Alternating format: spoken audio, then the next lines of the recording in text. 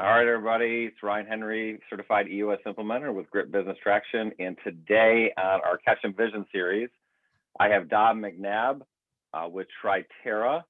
And Don, it's great to have you. Welcome. Oh, thanks, Ryan. Thanks for having me. So maybe you could just start with like our history and your story and how the heck Triterra came about. Sure. You and I have known each other for quite some time. And been through a lot of different stuff. So what's your story? Like what's all behind all that? Sure. Well, yeah, where to start? I'm a 23-year or over 20-year professional in the environmental industry. I worked for a few different companies prior to Triterra. And back in 2008, later in the year, a previous company, which was a Midwestern-based group, they decided they were pulling out of Michigan. A lot of it was the scary situation at the time, going into recession, dealing with the GM. Are they going to be saved? Are they not? From the national media, they really got scared and kind of contracted their operations. At that point, me and my co-founder, Alan Hooper, decided, why not give ourselves a shot here and see if we can do it ourselves? Basically we ended up 100% retention of clients, was able to start off. So we didn't have square one. I mean, if the two of us would have split up, we would have fought over the clients wherever we went and, not made it necessarily the best situation for either one of us type of thing. So it was definitely worth giving it a shot. I wouldn't look back and change it nowadays. We're 12 years into Triterra now. So it's definitely been a good venture. Triterra is a full service specialized environmental company, consulting firm. We do anything from property due diligence consulting before somebody buys or sells property. We investigate and clean up contamination. We look at asbestos, lead paint, and mold issues within buildings. We also do brownfield redevelopment, which is where Ryan and I met.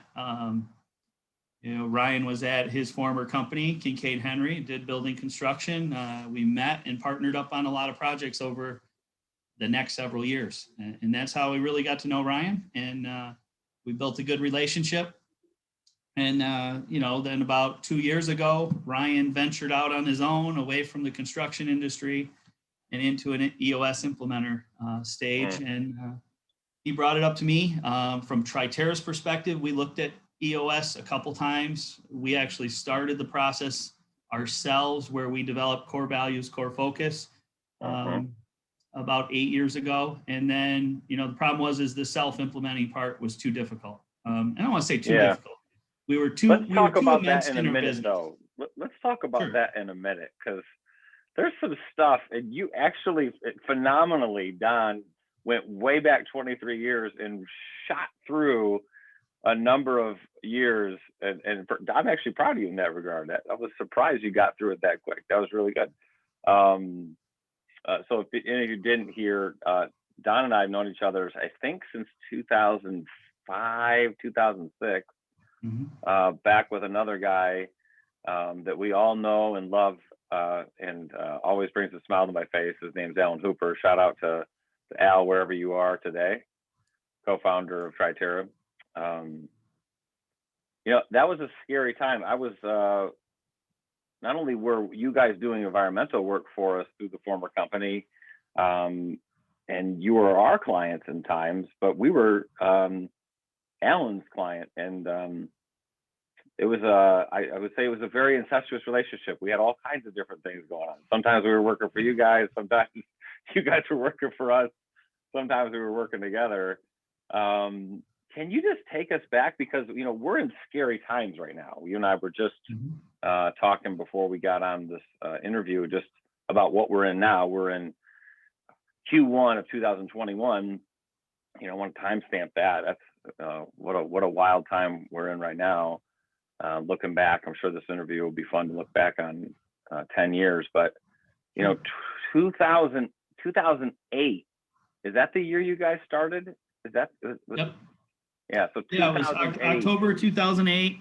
We had the lovely scenario where the former company scary times. Yeah.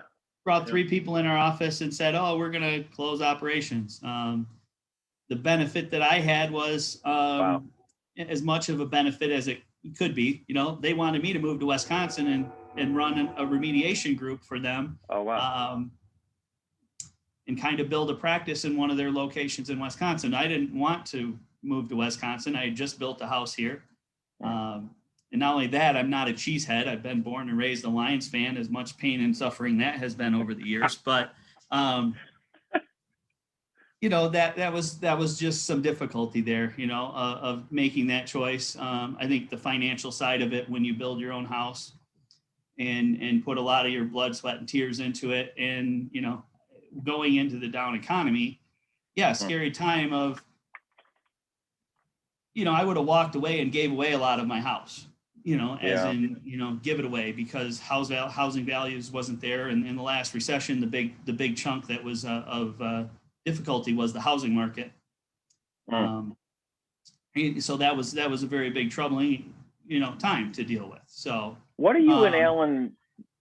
Alan's not here, but if you started a business in a very scary time, a recession. I mean, the Great Recession. What did you guys learn? And from the perspective of maybe somebody that's thinking about starting a business now, what do you got? What did you learn? And you got any pro tips for anybody? Any, we call them gold nuggets. There's a lot of them for anybody.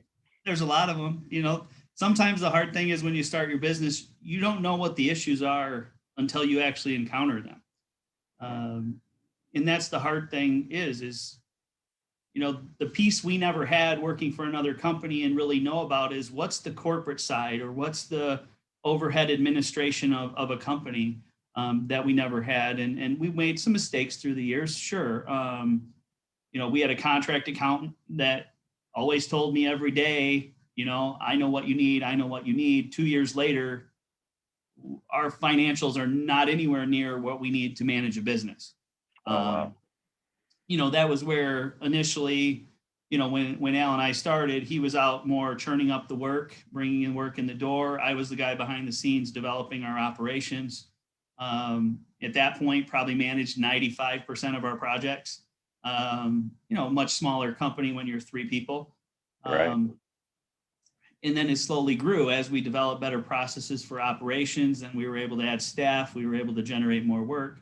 And then slowly my role changed to taking on the accounting functions of the business, because we couldn't manage the business on the finances we had, because the way that they were being structured from an accountant who didn't really understand our business was part of the problem. They didn't understand what we needed to know to grow and manage our business, to make sure our numbers make sense. Whether you're looking at labor, whether you're looking at subcontractor expenses, or, paying taxes. I mean, there's different things. You're not always given the right information. So that was a struggle through for a period. I mean, I basically went back and spent 6 months of our 3rd year rebuilding 2 years of financials that made sense, so we could at least have something to start from. And line it up on that learning lesson, and for others listening to you, so we're talking about, you delegated, right? We talk about that in EOS, to delegate, to elevate. And it's hard to delegate when you don't trust somebody. And you guys found somebody that for whatever reason you just couldn't trust. You weren't getting what you needed, and you had to take it back. What are you learning from that at that point? And what do you want to? Was there anything wisdom you can pass on to somebody else in that regard? Well, I mean, the key there and why we did it that way was us as owners really needed to understand the numbers. You can't manage a business if you don't understand your numbers. Good. It's hard to say that, but the world revolves around numbers. You have to be good at them. You don't have to be the best at them as an owner to manage your business, but if you don't have them right in the first place, and you keep going down the wrong path, all you're doing is creating at some point a big headache. To me, the benefit is, we caught it at year 2. We didn't catch it at year 10. And think you're going the right direction. because, that was probably going the wrong way, back then too. Whether it was Yeah. profit margin that wasn't there, or are we, what are we paying people relative to what we're billing people out at? Those type of things have to be lined up so you can ultimately, I don't know many businesses that don't want to make money and be profitable in the end. So, sure, some of them might want to be that way. If you're a nonprofit, that's fine. But in a different perspective, I'm not in it to not grow a business and be profitable. So that's really good, Don.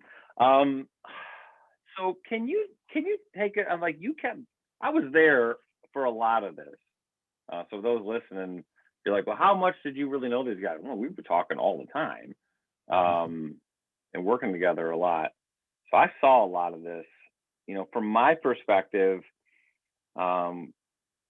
you guys were like an inspiration to me, because it was really hard times. You talk about not knowing numbers and flying blind, and man, whew, yeah, we got hammered multiple times and just didn't know what was going on. And it's a really good learning lesson about numbers, folks. But from my perspective, you guys kept getting on the field and playing the game, like going out and doing this. I'm just curious, inside baseball, if you would, did you think about quitting?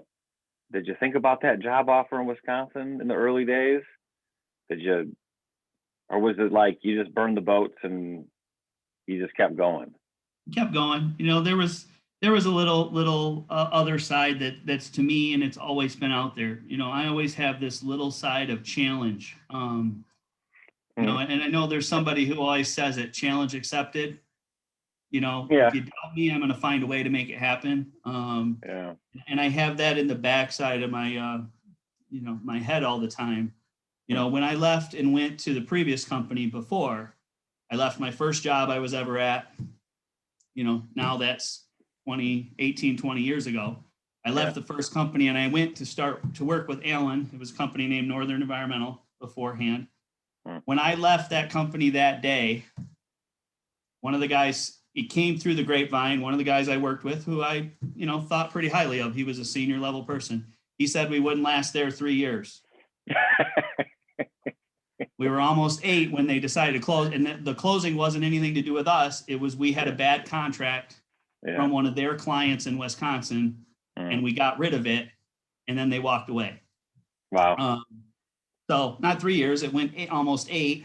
In the meantime, they also closed an office that had $1 million in backlog. I don't understand why you would do that. They didn't believe we could grow and develop an office, ultimately. So then the same thing, then we start Triterra. The same guy I hear through the grapevine says Triterra won't be around more than 3 years. Now we're 12 years later. And not only are we 12 years later, we've grown. Triterra has grown on average of 25% a year from the day we've been in business. That's phenomenal. All except for That's 1 phenomenal. year. Yeah, all except for 1 year. And it was really the last year of the recession. Because one thing we had to tie in was we did a lot of work with banks where there was, what do you call the SAG work, the back end of the deals where they were trying to get rid of their bad non-performing loans. And in 2012, they were kind of past that at the bank. They had their loans and their portfolios all aligned. And yet the new work and the new lending hadn't started fully.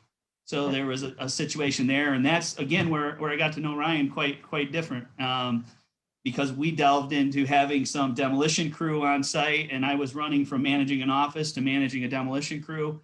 And then kind of realized that's not my specialty. I don't want to do it. And we kind of backed away. But for 2012, it helped Triterra stay afloat.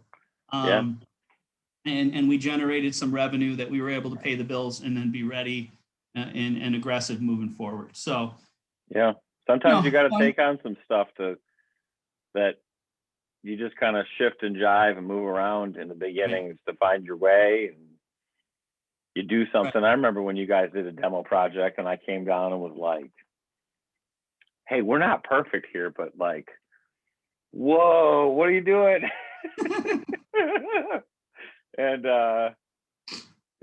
but you figure that out, right? These young entrepreneurs, maybe a young entrepreneur listening, And, in EOS, we talk about having a core focus. At the very essence, the soul of you, why do you exist? And, sometimes in the beginning, you kind of have an idea. Sometimes you got a great idea and it's wrong. And sometimes you think you know what you're doing. You go out for a couple of years and then you realize, yeah, we're looking at the numbers and just the qualitative aspect of working doing this. And this sucks. We should just do this. And so I want to talk about that. Like when I say this, your core focus, and so there are probably people listening, and I've worked with you guys for years. And if somebody said, what's Triterra do? And I'd go, yeah, they do this really complicated stuff and testing and reporting. And how do you explain what in the hell you guys do? How do you explain that? What's your focus? What is that for those listening? Well, we don't want everybody to know, Ryan. If everybody knows it, then I have more competitors, So no, kidding, totally kidding. It is complex in nature. We're there to protect people. We're there to make things healthy. We're there to make things safe. A lot of times when we're doing projects, people don't know what they're walking into. If they're buying a property that used to be a former gas station or a former dry cleaner, they don't necessarily know what contamination is in the ground below them. Let alone, can any of that contamination, if it is present in the ground below them, can it do anything to hurt them? Or they're going to put a business in there. Is it going to do anything to hurt their employees? We go through and evaluate that risk and determine how somebody can safely move forward with their project. Whether it be opening a business, whether it be more like a landlord tenant situation, we want them to know that they're not taking on an added liability by not doing the things in the correct order. And that's generally buying commercial real estate. We go in and look at a property before somebody even closes on it and puts their first penny into the deal. We're looking and making sure that there's no big red flags that they have to be worried about. In some cases, it is contamination in the ground. In some cases, it's building materials within the building. Or, our former partner, and you worked on the project there too, was the Career Quest building prior to, when it was first purchased, and it had mold galore inside the building. I mean, it did. You know how well your body didn't agree with it after you were in there breathing. So, those I got toxic mold bronchitis. So it was not good. Yeah. Yeah, those that things was happen. not Triterra's fault, by the way. That I just want to clear the air there. Yes, that was not their fault. They told me not to go in there, to wear a respirator, and the quick start. Don't want to listen to anybody person that I can be at times, more often than I want to admit. I was like, it's fine, I'll be good. And I went in the building with no protection on, no PPE, and it was not good. That's a good reminder of listening to the experts, and that's what you guys are. It's so interesting to listen to you because I'm like listening, going, you guys took this really risky move, and people are telling you you're not going to make it. You're like, challenge accepted. But it's not like you're doing this really unrisky type of business. It's not like you're making cupcakes or something. You're going into a large investment for a municipality or a real estate developer or a business, construction, which we all know is not, unrisky, very risky in and of itself. And you're putting people out into the field, into these environments that's risk. So you have risk all around your life. Can you just tell us how do you view risk, and how do you deal with risk? Like, and if we met you, we'd be like, yeah, it doesn't seem like that risky of a person, but you're pretty risky. You're doing a lot of risky stuff. Yeah, I think, some of it probably is nature of the business. Before I got in this business, I had over 10 years of experience, or, with Triterra, I had 10 plus years of experience in the environmental industry. to me, I was around it all the time. So the background of the industry doesn't scare me Mm-hmm. because I know what the situations are. I know what the exposure levels are. I know how to control them, and I know how to make it safe through the years of doing it. So the industry alone didn't scare me in doing that. Obviously, when we started Triterra, I also didn't know what I was getting into. I didn't know what I was going to do. In that scenario, I knew how to manage projects really, really well. I knew how to take care of other people's problems. Didn't know I was creating some of my own, starting a business. It's a different perspective. And I probably have basically with, some of that risk built in, probably even, my upbringing is, to achieve greatness, you have to take risk. You can't, you're never going to get where you want to be if you don't take risk. Now, taking risk means there's good and bad, on each side. Some risks turn out to be a negative risk and you regret it in the end, or, wish you wouldn't have done that. And the other side is, when things go well, you're really gonna like it, and hopefully there's benefits for you in those scenarios. But you do have to kind of think about it and navigate your risk. The one thing I think I always remember from college, when you don't know the answer, you're obviously going to use everything to come up with an educated solution. Whether or not it's the right solution, you won't know until you try it. But you have to eliminate things. I mean, it's no different than a multiple choice test and you don't know the answer, but that C is definitely not the right answer. You start educating yourself, in those cases. You're not always going to be right, but if you minimize your level of risk as much as you can, you have more of a chance of success. Good. I think about it from the perspective of listening to you as a former client. And when I thought about risk and what we used to do, we took on a lot of risk ourselves, not just doing the construction, but trying to put together a real estate development for somebody and owning all the numbers and incentives and the financing and sometimes architecture, engineering, and sometimes even the environmental. And when I thought about you guys, and I still think about you guys in that regard, is I was like, you know what? I trust they know what they're doing. And so in many respects, when we turned over the environmental components of a project to you guys, I felt like I was solved. I felt like I trusted you enough that I let go of any type of desire to control you or tell you what to do. And I felt like I was always in good hands. Can you just explain to those that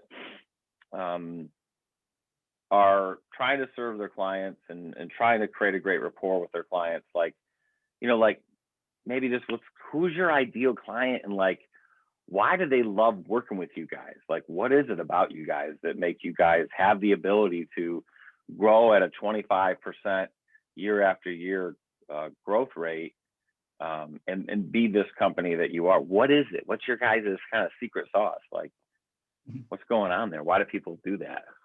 Can't tell you because it's a secret. No, it's not a secret. You guys got. What's your uniques? What's unique about you? I mean, the biggest things from our uniques or what we call our three differentiators from a lot of other people is, we are the experts. We hire good people that are well educated, and we put them through training to where they know what they're talking about. They know how to handle situations. Whether the goal ultimately is you're not dealing with me in the field, you're going to be dealing with one of our staff. They need to be educated enough to where they can help guide you through the process, and I don't have to be involved there. It doesn't mean I'm not in contact with many of our clients. That's not the point, because I want to hear the other side that we're doing a good job and we continue to do a good job. Yeah, that's right. You're the visionary. That's your big relationship job for sure. Right. And we want to take care of clients, but the best way to do that. And it's hard to teach that to other people. I think our leadership team generally has a good way that we build rapport with our clients, where they do trust, because we're the experts, they trust we're going to give them the best advice when it comes to environmental. And in certain cases, depending on the client that we know well, obviously we want to build a relationship with a client that lasts years. We don't want to build a relationship for a client and, we're going to make a high profit and we're going to do this one project where they hate us in the end. That's never the goal. We're there as their partner for, we could say partner for life. We want to take care of them every way they can. If they're a developer and they're going to do multiple projects over multiple years, we want to be with them on every one that they do. We have this natural,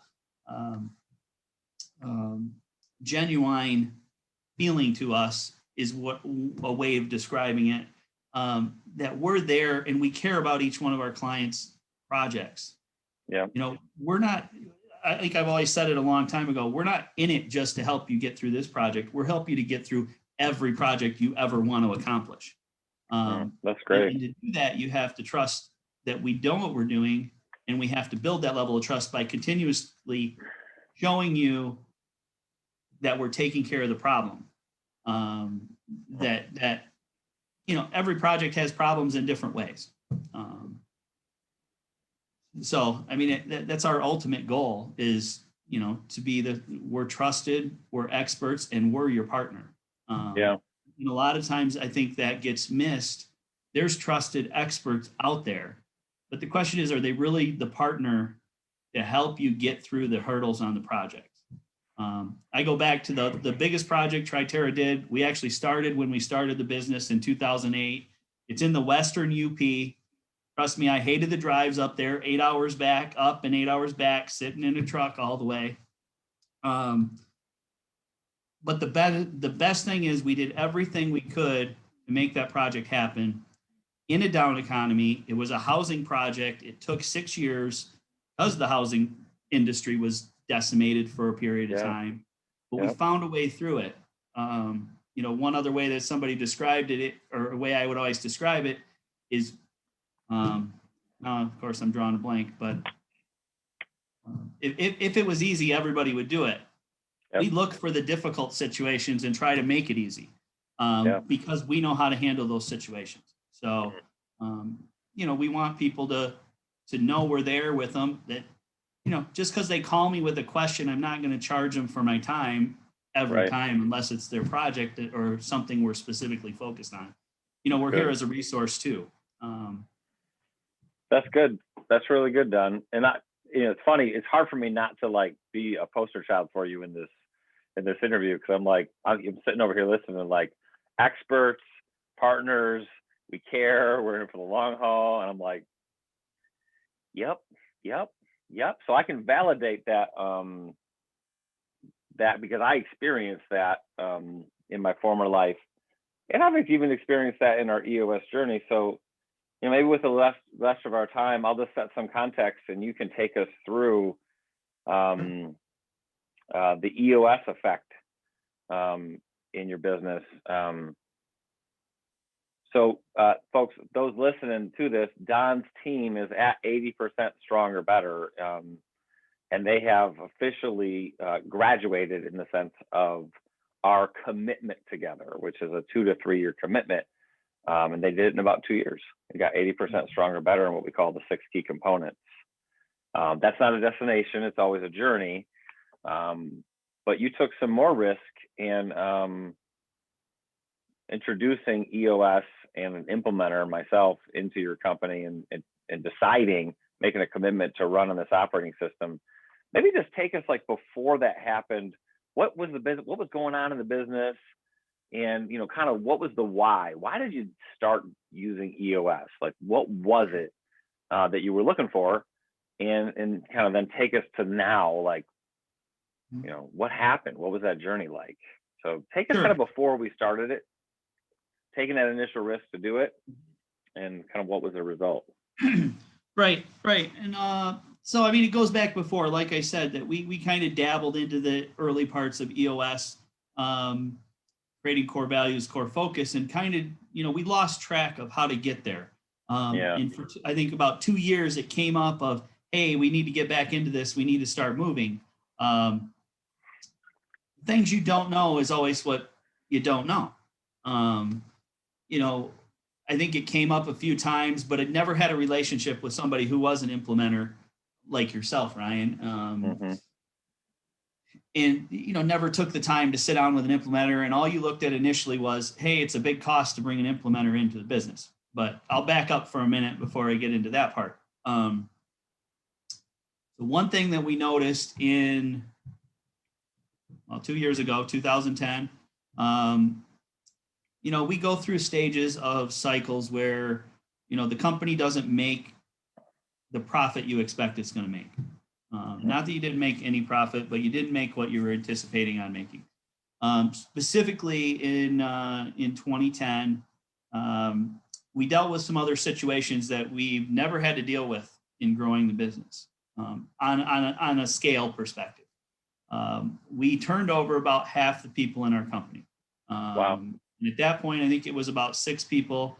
Some people really weren't good fits. Some people took on a completely different avenue. My general perspective is, in all those cases, even though people left, it wasn't that they didn't want to be here, but being here wasn't their passion. That started drawing some of those conclusions to the point of bringing on new people, onboarding, training, and you realize that, in that case, we'd never dealt with it on that size before. And it wasn't like everybody walked out the door one day. It was periodically over that year. But it's every time you go back, what do you find out? Well, we don't have the best training mechanism in place to get somebody back up to speed. Any new person straight out of college, it takes about 2 years for them to get really acclimated to the industry and understand and be, almost completely self-sufficient. There's just different things that come in where you realize that there's missing components. And it's like, guys, if we want to grow, like now you talk about, being scared of things or taking risks. Like to me, that click, click, click button or, things going on, warning sign, that there's issues that need to be dealt with, and we got to find a better way to deal with them and deal with them more effective on both cost and time perspective. And that's where it was like, hey guys, I think we need to relook into this. And it just happened to kind of mimic in time. Things happen for a reason, Ryan. You jumped on your new course as an EOS implementer. We sat down and had the talk, and I said, why not try this? Let's go in head first. Sure, there's a cost involved, but it's an investment into the business long term. It's not just a cost that you look back on and you just say, oh, it wasn't worth it. You're looking at investing in a business where your goal is growth, and you have to have everything put together. I like to say, even at that point, put it in terms of your body. I always said we keep putting muscle on this foundation, being the skeletal system, but we never made sure that our skeletal system is truly strong enough to hold the muscle. Your muscles get too strong, it'll break your bones. We have to make sure the foundation of the business is strong first if we're going to continue to grow. So it kind of was like, we didn't pause the business because we still grew the next year, but we kind of had to, reposition how we're going to move forward. And again, we went through another year of where the profit margin wasn't where we wanted it, but we did it in for a specific reason. We did it to make the business stronger and to move forward. Our first year in EOS went really well. We did hit our margins like we were supposed to. And then obviously we go into the next headache, which is COVID, from building ourselves that way. And nobody knew to expect it, but my ultimate perspective is, if we didn't do EOS, we probably would have been in real trouble, because EOS made us that much stronger as a leadership team, as the internal operations of a business. All those scenarios put us in strong, where we're starting to focus on the right things and the right priorities at the right time, versus my priorities individually as a CEO visionary might be different than what the business really needs. And we had to better structure how we were tackling issues, and how we were addressing our processes development, and get them all in place and aligned in the right way that makes sense. And that's really what EOS kind of lined us up better to do. And I mean, even to the point now, I think my partners, when we went into EOS and we've had our 10-year target, I still think they were thinking I was crazy that day. And now I don't think that 2 years into EOS and you start seeing the picture, even in my head, I might've thought, can we really hit that target?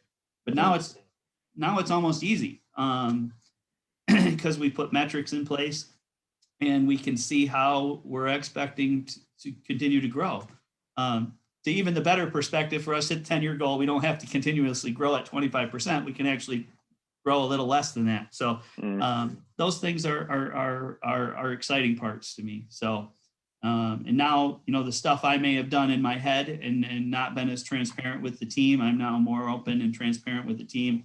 And I think that builds a higher level of trust within the team as well. And when we're all on a boat, paddle in the same direction, we're going to get there a heck of a lot faster than if we're all paddling individual and not following similar instruction.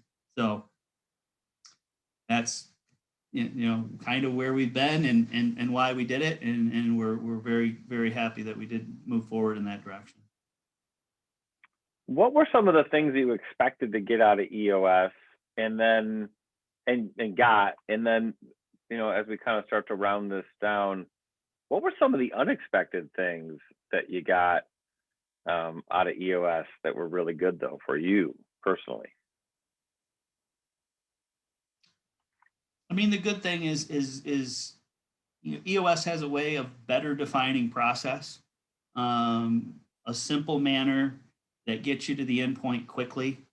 And not saying we wouldn't have done that on our own, but sometimes I think because we're naturally scientists, engineers, geologists by trade, we think about the process differently. And sometimes we overcomplicate things on a process perspective where it might not, be developed, and it's too wordy, it's too complicated. And what ends up happening if something's that way, built too complex in the beginning, is people don't want to follow it. You have to simplify your processes to really get to the end game quicker. And what also has been very, very noticeable is what one person understands as a process may not be understood the same way by another person.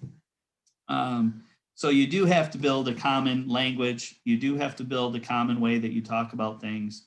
And by simplifying process, everybody can get there much easier and much quicker than having a complicated, 7-page process to do this one little thing. Let's get it down to a 3-step, 1-page process and really, really key in on the focal points. And it goes back to the term 80% or better. If you get 80%, can you get by with not being perfect on the other 20? And in most cases you can, unless you're dealing with the finances. Then you got to be number. So that's good. That's good. And then process is one of the components, right, of EOS, and I always smile now coming in because everybody's like, that's the component. We get that nailed. We got it. When are we going to do that? And I always go, we already are.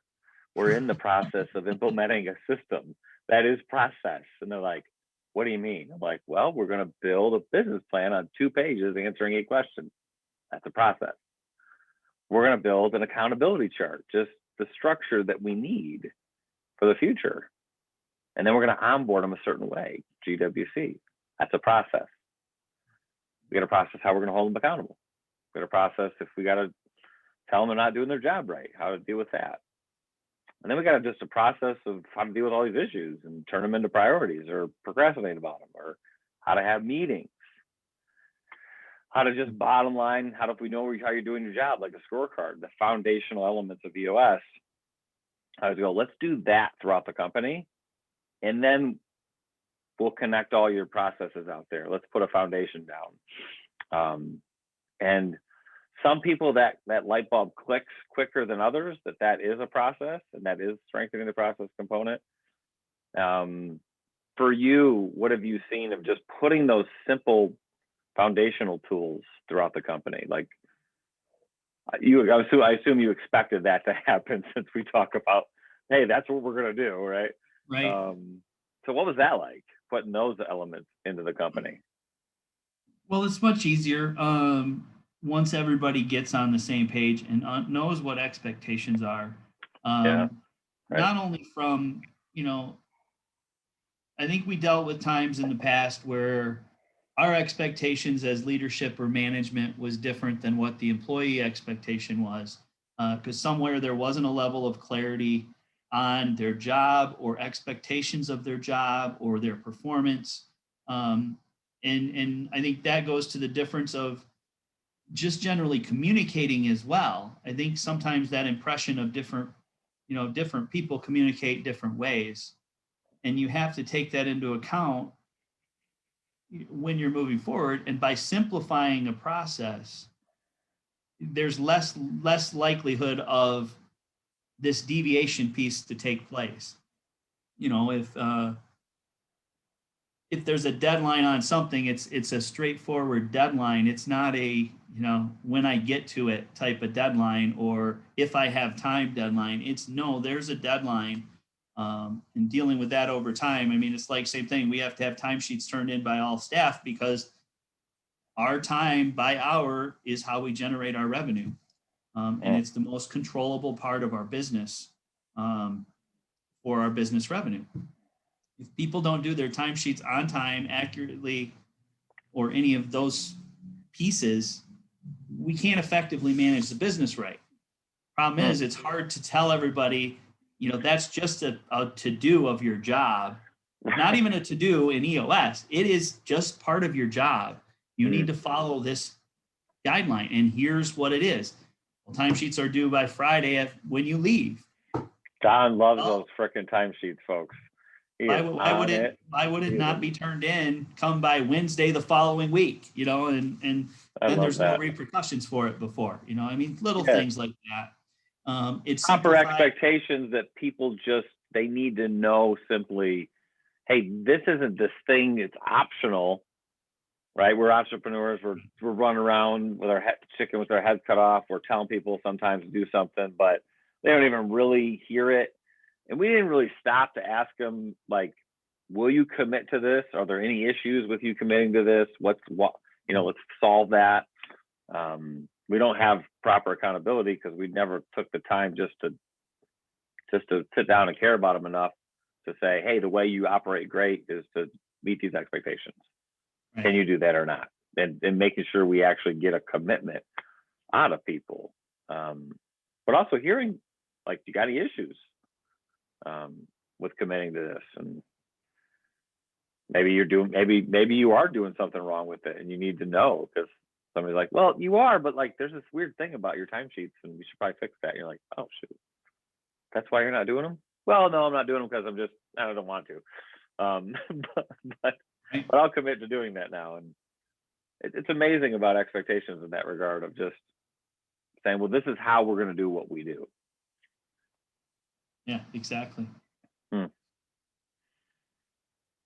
What were the unexpected things that happened for you personally in this journey of implementing EOS?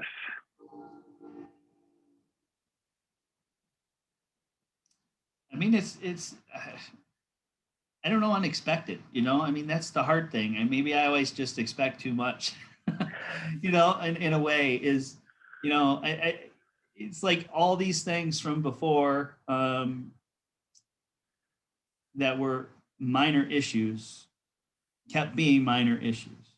The expectation is we needed to address all these issues. I think, like I always go back and say is, what issues do your companies generally find when you get started? Is you generally have really, really large issues. And in your mind, you might compartmentalize them, and there are 5 issues. Problem is, you solve those 5 issues. What comes out of solving those 5 issues is there's 10 more issues, because the large issues mask the small issues, and every time you unpeel a layer, there gets to be more and more. And the whole thing is, after you've went through that process several times, you're really dealing with such minor issues, but now you have so many more of them. And sometimes I think the thing of the issue perspective is getting to the root cause of the issue. And sometimes you're always solving, and you don't realize it at the time, you're solving symptoms, you're not solving the issue. And I think that is one thing, not so much unexpected, but I think the way we go about it is much clearer, and it makes it easier.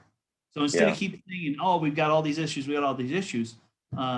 I mean, the expectation is we're getting there, but the problem that I think was easily noticed is 9 times out of 10, we were solving symptoms, not solving the issue. So what happens? 2 months later, the same issue pops back up. Right. And I think that's been one of the other great things that is coming out is when issues come up, you take the time. It's what's called IDS: identify, define, and solve. Right? Yeah. Discuss, but define, discuss it. Yeah. Identify the issue. What's the real issue? Discuss it. And then what is the solve that's going to pull the root out? Right. Yeah. And taking the time, though, and not rushing through it and having that discussion is the key piece. Making sure you're clear at all parties what is, that issue, because sometimes it gets brought up and here's one piece, and then what is it really? As you dig into it, you find there's 2 or 3 other issues, and ultimately the root cause is something that you didn't know up front or didn't realize. Could be by role, and what you're playing. So, but those things are as they build, and as you continue to solve and conquer these issues,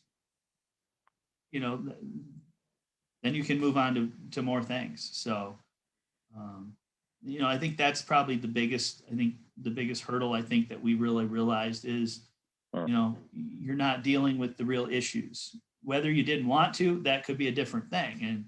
And in some cases, even within organizations, you have to have a high level of trust in everybody filling in roles. Hence the accountability chart and putting the right people in the right seats that you can trust they're doing their job and trust they're getting their meeting their targets and all those things. There's always going to be differences in people. People are different. People look at things differently. They have different personalities. They have different priorities. They have different goals in life. And ultimately, when you have a business and you have a multitude of people in your business, hopefully there's some commonality there where people are working in the same direction, more so than simply defining it as success. Okay, but what is success? Success to one person is something, and success to another is something. And really having some of those more in-depth conversations with people. What do they want to get out of a career? What do they want to get out of life? And how can their role in this company help them get there? Is some of those bigger pieces. So I got one that's great. Just caring about people and helping them be great by being great. That's leadership and management. This is where we're going. And hey, what do you want? Is what we want you want? Can we help you fulfill what you want? Trying to get all of our arrows, all that energy going in the same direction. It's great. So as we round out, I got one more question for you. Maybe you want to say something else at the end too, and we'll let you do that. But can you describe what's a visionary and what's an integrator? What is it? And what are you? Yeah, so I guess I'll just start. I'm the visionary. And one of my current headaches is I'm also our finance person. So I fight myself in two sides, and I'm well aware of it. And it's an issue that we're working through on our business. Sure. It's not an easy issue to solve at the current moment, but it is a priority that's there to be solved. Sure. But visionary is the one who ultimately has the vision of where the company wants to go, where the company goes, including internal components such as what type of culture do you want in your business, defining these things, maintaining relationships with larger clients and such. Whereas the integrator really takes the ultimate vision and disseminates it within the organization. And that can come from core values to core focus and how does everybody play well together? You take all these people and you put them in a defined sandbox and, everybody has their own little toys in there and you have to have them play well together. Everybody's in there throwing sand at each other. We're definitely going the wrong way versus enjoying their little area they're playing in. That's ultimately the big picture that I look at it with the integrator, taking all the ideas and trying to find the way to integrate them in the business. And same time, keeping on track of where the ultimate vision and goal is, and are we really working towards that direction in the aspects of the business. Mm-hmm. And how does it feel to let go of the day-to-day control of the business to an integrator as a visionary? What's that feel like? I meet a lot of visionaries that are like, oh, I would love to only do big ideas and have the big relationships and sell the company and R&D and culture. And I would love to have somebody lead, manage, and hold accountable the major function leaders. And I would love to have somebody execute profit loss focused and execute the business plan and remove obstacles and barriers and implement and integrate my ideas that are special projects. But that's more in the theory world. And then when we actually go to actually do that, and then they have to trust and give the opportunity to elevate somebody to an integrator function, that's usually a little harder than the idea. So for those that are visionaries that maybe are excited and scared, what wisdom do you have? What'd you learn through that process of bringing somebody into the integrator seat of Triterra? Well, first and foremost, like always, is you got to trust the process of getting there. It's not always easy, but you got to stick with it. Same thing with a business. Unless you're willing to take the large risk and potentially turn your business completely upside down and put everything on hold, you have to define the plan that you're going to get there. It's not, when you're in a business, like I said, 12 years ago, starting a business, 95% of our project work runs through me. And then 2 years later, all the accounting runs through me. Right.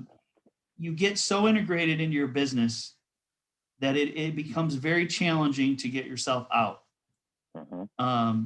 So if you don't define the plan of how you're ever going to get out, you never will. That's good. And you also got to look at it that, like I said, unless you're going to turn the business upside down and kind of wipe everything off the table and start over and build like you're building a new company, it's hard to do it once you're in motion and running. You have all these projects going, and that's the one thing is you want to do it to where you're going to be sustainable in the long term, but you also have projects and stuff ongoing now. You have to be able to take care of people first. And it does become a struggle where do I take care of my client or do I do my to-do list for the leadership team? But you have to find that balance of how you can manage that on a day-to-day, week-to-week perspective. At the same time, looking towards your plan of how are you changing the structure over the 2-year, over the 1 year, over the 10-year process, where you can ultimately get out of your own way. And that's I think the hardest thing that I've been through. And having a strong integrator is very important. You have to really be clear on your roles and defining the roles. And, as a visionary, you can't go around your integrator. If he's there to integrate things into your business and really make sure everybody's on the same page, he's got to know about stuff. Right. And he shouldn't hear about it the other way. I mean, the accountability chart generally goes top down from the visionary in what visionary talk about. It can't go the other way. If your integrator finds out from the lowest person in your accountability chart, then you got a problem. And or you have a visionary that just loves to talk to everybody and spills the beans to everybody, which that can be, that can create a lot of dissension within the team ultimately. And you want Yeah. to keep everybody on the same page. So you have to be able to manage who you're, what's your target audience and what you're talking about with different people. Yeah. And your integrator Good. ultimately has to know what's going on in every, at least from the visionary's perspective of the business. And he has to be the one that's there to integrate it into the business. I think that was one of the hardest lessons I see people learn, and I did not learn in my former life as a visionary, which was it's an accountability chart. We can talk to each other, but a lot of times as visionaries, we talk to people with the expectation that what we just said, they'll just do it. And that's trying to manage people. And that's not our job as visionaries, is to manage people. And it's a little bit humbling, isn't it, to go, okay, so I'm not going to manage people anymore because, well, that's not actually my job. My job as a visionary is to lead and to think and to work on the business. And we say we love that, but there is a sense of loss because we've done everything.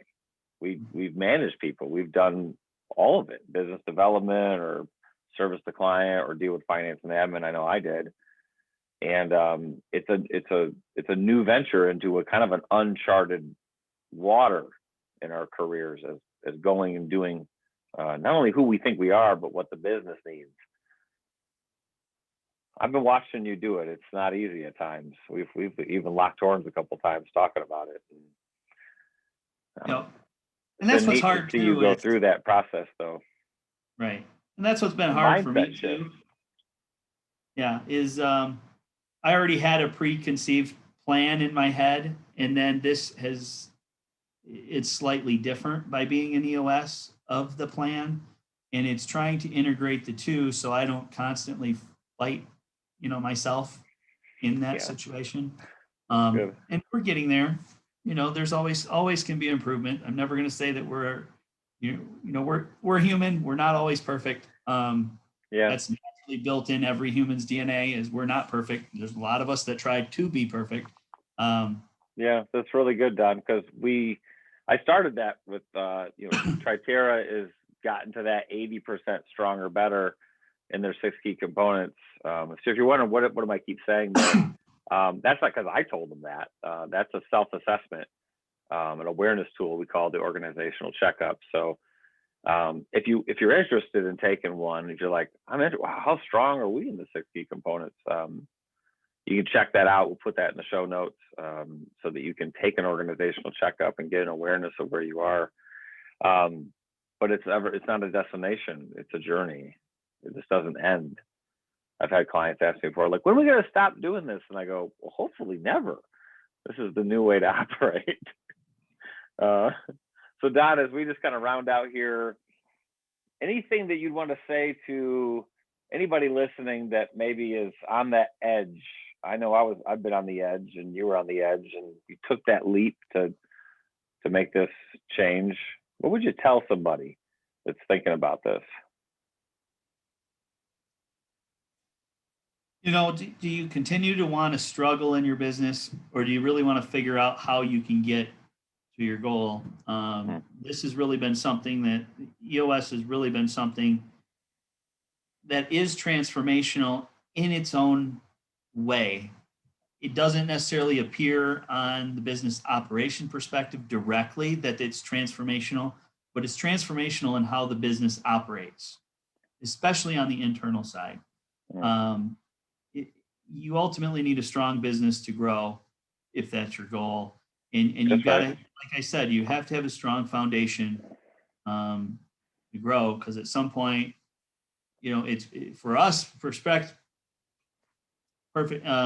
in our perspective, making this change to this organizational model when we're 15 people, or we're 15 people, is going to be much easier than making it when you're 30, 40, or 50 people, and so forth if you're even bigger. It's harder to make change the bigger you get, with Good more and point. more people of getting in place. So, it always weighs that thing. I think we're still, as Ryan said the other day, we're still one of his smaller clients from a numbers perspective. And trust me, you can fight the model, or you can fight the process in, different perspectives, because there's meetings, there's other ways. But if you structure it right and you actually solve your true issues in your business, you're going to be stronger because of it. So the other side of it is, even we struggled, we took the leap, we were going into it, we're 100% full force moving forward. And then you start looking, oh, I got to go to a meeting every week. I got to go do this every week. I got to do this every week now. Like, how am I going to do that and do what I'm currently doing? Well, part of the problem is you got to stop doing what you're doing, and you got to do what you should be doing, and you got to prioritize your stuff better. Good. That's the biggest keys that are there.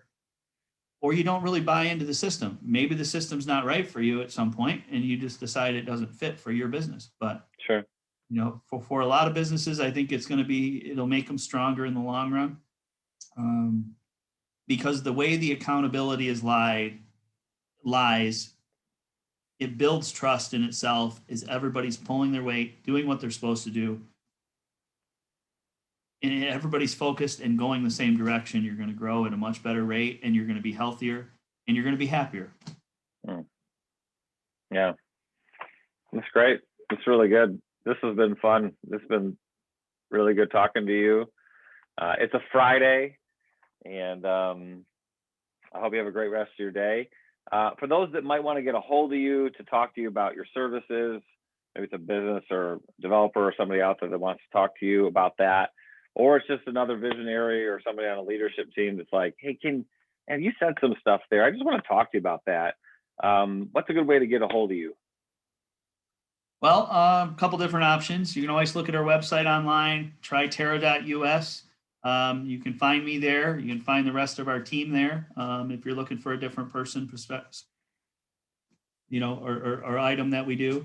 For me personally, you can always send me an email, don.mcnabb@triterra.us. Excuse me, that's don.mcnabb, McNabb@triterra.us. That's great. All right, brother. Thanks for your time. Appreciate you. Great storytelling. Catch you guys next time on Catchin Vision. It was fun. Thank you, Ryan. Of course.